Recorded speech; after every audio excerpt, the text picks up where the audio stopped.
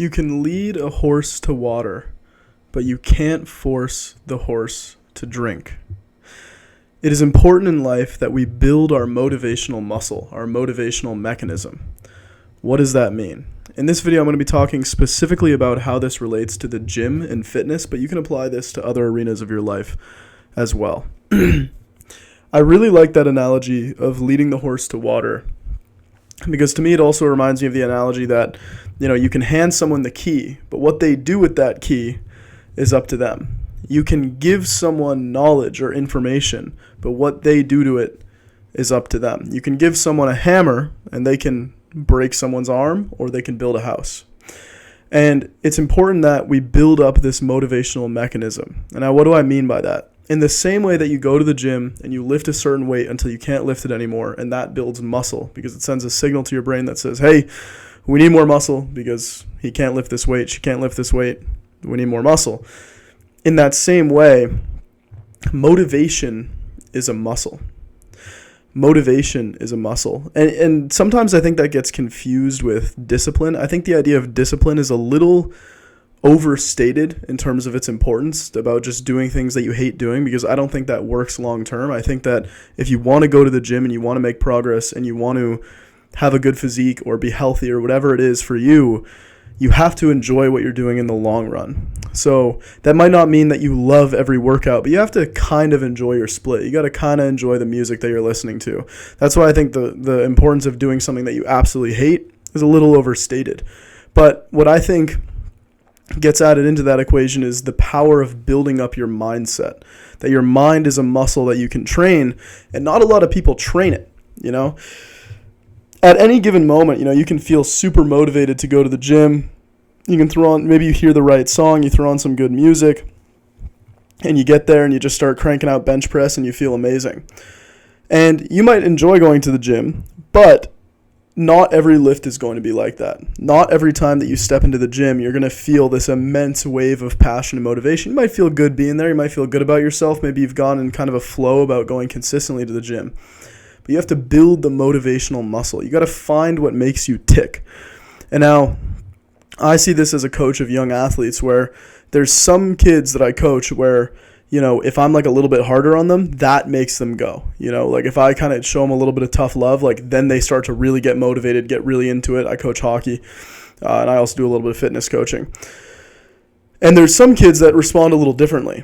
Some kids need a little more kind of gentle encouragement, like, come on, you got this, you can do it, kind of positive affirmations, positive thinking. That gets some other people going. So you got to find what makes you tick. There's so many different athletes, but I think people don't realize that the importance of being and how one becomes a great athlete or great in the gym or like achieve something in that kind of physical context or regard is they find what makes them tick, because what makes you tick might be very different than what makes me tick, right? Which is, growing up as a hockey player, I saw that there were some guys who before the games needed to relax. Like they needed to joke around with teammates, talk to the coaches, and just kind of have a good time, get their mind off the game, and that helped them perform. That helped them get into the zone.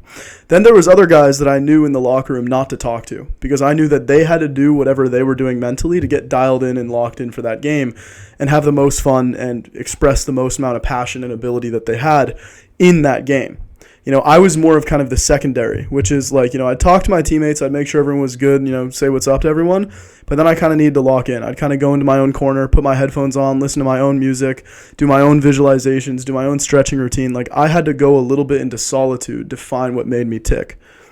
And some people don't need that. So like for the gym, there's some people who love working out with a partner and that gets them going. And maybe they're more of that, like they need that lighthearted motivation. They need kind of a more upbeat playlist. They make jokes with their friend, and they have a training partner and that kind of makes them tick. For me, it's exactly the opposite. I like training in solitude. I like training alone.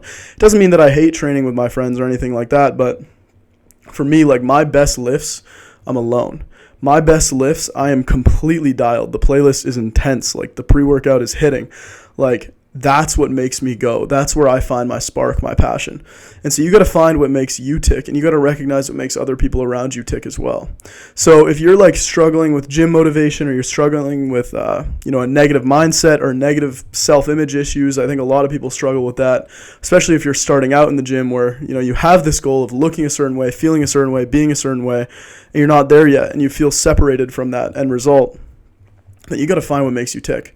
You got to find the thing that ignites that spark in you. Like when I look back and I try to reflect when I've played a hockey game or done a gym session, and I said, okay, like what went well, what didn't go well, like what were the common, and then I try to stack the common factors about what went well. So like if I had a good lift, like a couple common factors with all my lifts is I slept well the night before.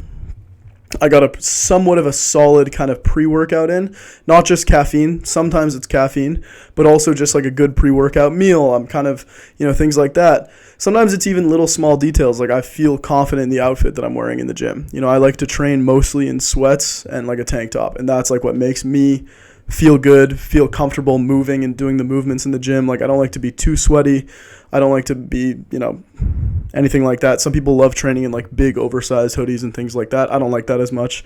And so you stack those common factors. You look at like, okay, what are the common factors between all of my best performances? For me, I looked at the same thing with hockey, which is like, okay, with hockey, I had this meal this many hours before the game. I did this warm-up routine, this stretching routine. I taped my hockey stick this way. My blades were sharp and ready to go. Like there are certain factors that you can look at and you see like, okay, like each game is different, each gym session is different, but these were the common factors that led to success.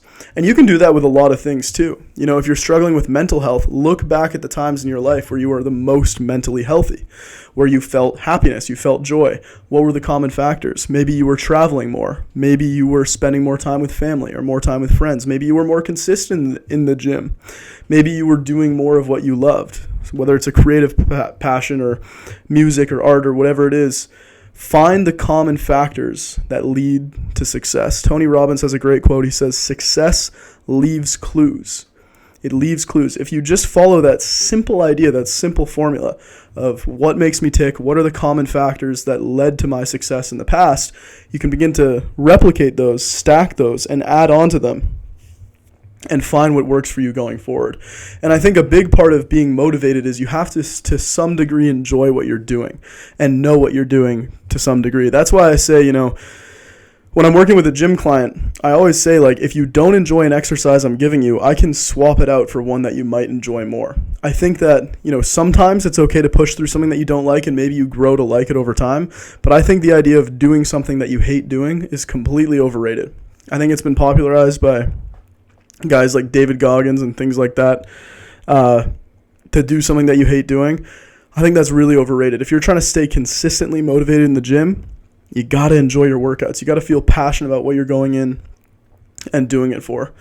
And so, yeah, those are some things that I've picked up in my time as a fitness coach, hockey player, gym enthusiast, personal trainer, all that other kind of stuff.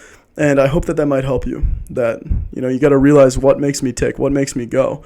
And as a last thing, I guess I'll add is, once you find that thing that makes you tick, work on it. In the same way that twice a week you hit biceps and like you work on your biceps and your biceps grow, every time when you go into the gym, stack those common factors, like execute on them. So get that good meal in, get that good pre-workout drink in, find what like amount of caffeine is right for you. Find what workout clothes you feel the most confident wearing. When you're in the gym, like what kind of mindset helps you? Are you more of that lighthearted type? Like, do you need to train with a friend and just make jokes and stuff like that, and that really helps you get going? Then like find a training partner. If you're more of that kind of intense type, like I am, then lock in on that. Make a new gym playlist that helps you focus and hone that frequency and find that frequency and stay in that frequency. So anyways, hope this helps. Just remember that success leaves clues. Thank you.